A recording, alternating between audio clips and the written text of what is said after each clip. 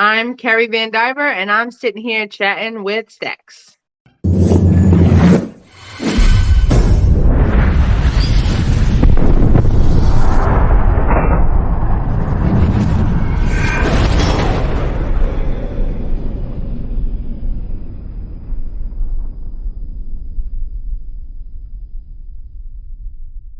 Welcome to this episode of Chatting with Staxx. I'm your host, Bill Staxx, and today I got Keri On my Vandiver. dad. Well, my dad was the last person that was seen with Bennett, and he was in his house and in his room, but the night before they were partying a lot, they had a few people over there, some girls, and they weren't quite coherent, but my dad had to go to work the next day, and he was a pizza guy, so Where was Ken at he, this time? well, so my dad woke up and Bennett was at the end of his bed and blood was everywhere, everywhere, everywhere. All over my mom's stuff, because my mom had passed away and a lot of her stuff were in there. So it was a traumatic experience for the people that own the house, Now, Bennett was but a even the people, prospect, right? He was yeah, he wasn't a full patch member yet. no, no. And he was a good kid. He was a good kid. I bonded with him a little bit. He was a prospect, so they made him do duties like pick up people's kids, and he picked me up from a few situations I got myself into, and we talked and things like that. And I don't know. I don't know what happened. I don't know what really happened, but How old was it's really Bennett? hard to penetrate the skull. I'll tell you that.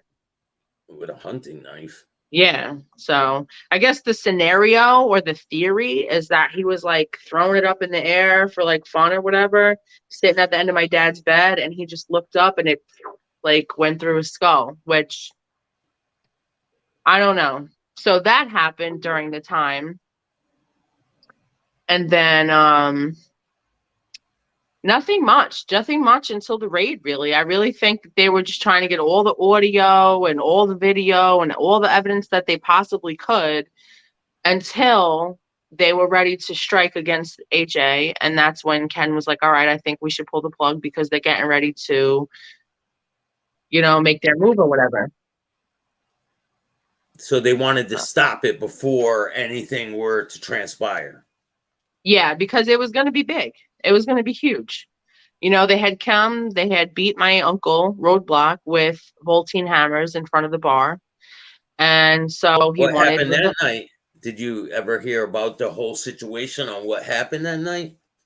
I didn't hear about what unfolded before the incident, but I do know that it was a lot of them, and they hit him in the head and everything.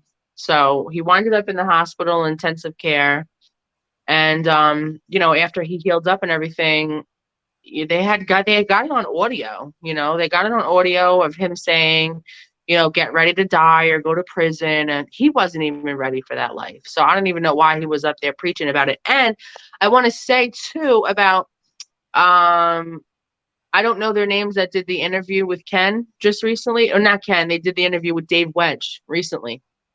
Oh, that was Scott Bernstein. It's an episode on Original Gangsters podcast, and they were interviewing somebody about this whole situation. They were interviewing the author. Yeah, I was gonna reach out to Scott and see if me and you can go over his interview, and we could break down everything. But I'm gonna reach out to Scott later and see if we you should, because I hate hearing that shit about my dad. It's like, I don't know him for being that type of person, and I was around him enough to see, that just was not him. So, but one thing I wanted to clear up, that Roadblock was never up there with Conan. He was never, ever, ever. And that's why I say that Roadblock had something to do with the permission of this book on behalf of my dad, maybe. I'm not sure, because Ken was able to use my dad's first and last government name in the book, and I just don't see how that is right. And pictures. And pictures and everything. So I don't see how that is okay legally. So I'm thinking that because Roadblock is the only one that's portrayed as a positive, like a enforcer, like he's this big bad, guy, and he's not. He's completely and utterly and literally not that guy, and he was never up there with Conan. Nobody can ever up there be with Conan, as far as I'm concerned. As far as Jason and being Roadblock, that was just he was just portraying something that he wanted to be like his brothers. He wanted to be a part of something, and this didn't happen until he watched The Sopranos. I know it's sad to say, but his father passed away, and he started watching The Sopranos, and he got all this money from his dad passing, and he got all this expensive jewelry and all these Italian fitted suits, and took my dad and my mom out to fancy Italian dinner. And all of a sudden, he turned into this mob guy who was having Sunday meatballs and all types of shit. Not 1 ounce of Italian in him. And then the next thing I'm hearing is that he is a patched in member to the Pagans. And I'm like, what the fuck? Are you kidding? So the whole family was like, no way. Like, there's no way.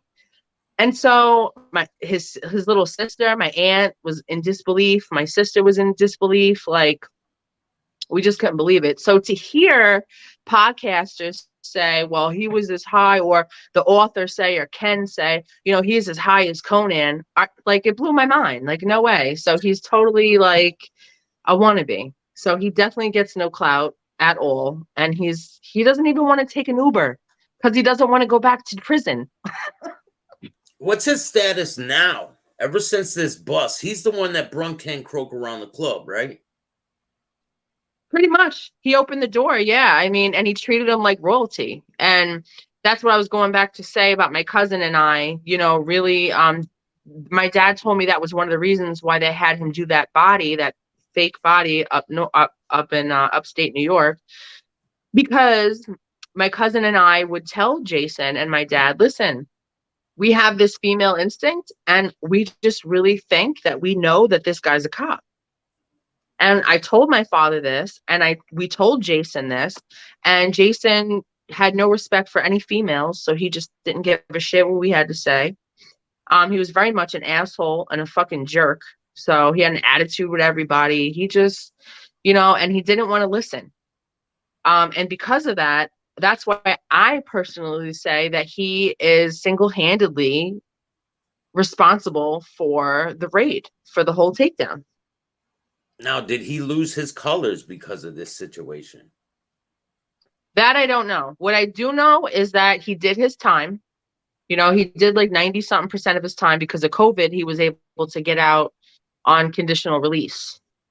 So I did speak with him over the phone after that. And I wasn't planning on it because he put his hands on my father in front of the club, and I really thought that was a pussy move.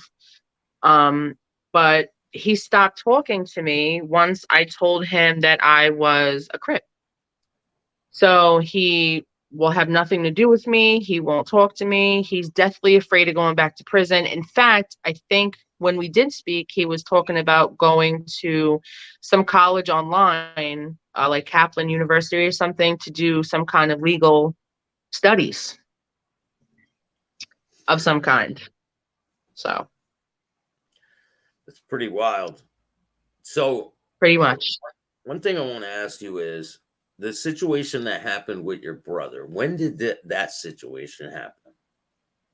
My brother Brian, the schizophrenic. Yeah, that went to prison. Oh, that happened. Well, so the first charge that landed him in prison happened around sometime after my mom passed away. So she died around 2007. So I'd say around 2008, 2009. He beat up somebody at the bus stop in Coram, New York, and the guy was disabled mentally, and he was gay, and he was African American. So he got a triple hate crime. And for a hate crime in New York, you get 7 years. So he got a triple 7-year sentence. He was about 4 years to coming home, and this poor kid, I don't know why they did this, the jail, but they put this kid in the cell with my brother, who's known to have paranoid schizophrenia, not just schizophrenia, but paranoid schizophrenia. Like And my hearing brother thought voices that, and everything, oh right? yeah. Oh yeah. Yeah, definitely. Seeing things like he thought my dad was the devil and was going to shoot him, like just really horrible things.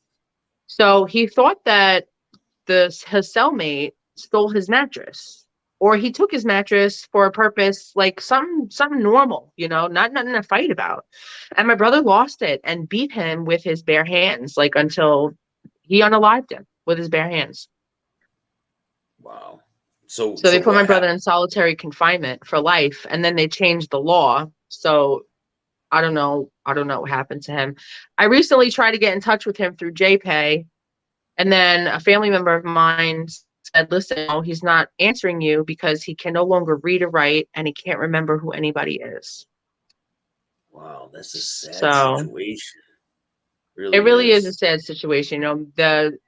The society that we live in today really does not look at mental health seriously like they should, and they just get rid of people like my brother because they don't want to deal with them. So they put him in prison. And I think, and I was saying to myself, I don't think schizophrenia could cause you losing your memory or your motor skills, right? So I'm thinking it's the medication that they've had him on for 20 years, different medications and stuff probably fried his brain completely to death. Now, you want to explain to me when they did the takedown, what when did you first hear about the takedown and the raids and everybody getting arrested, and what were your thoughts? Like what year did this happen to? The raid happened in 2010, and my cousin called me. I was in Bayshore at the time. My cousin called me and said, "Turn on the fucking news."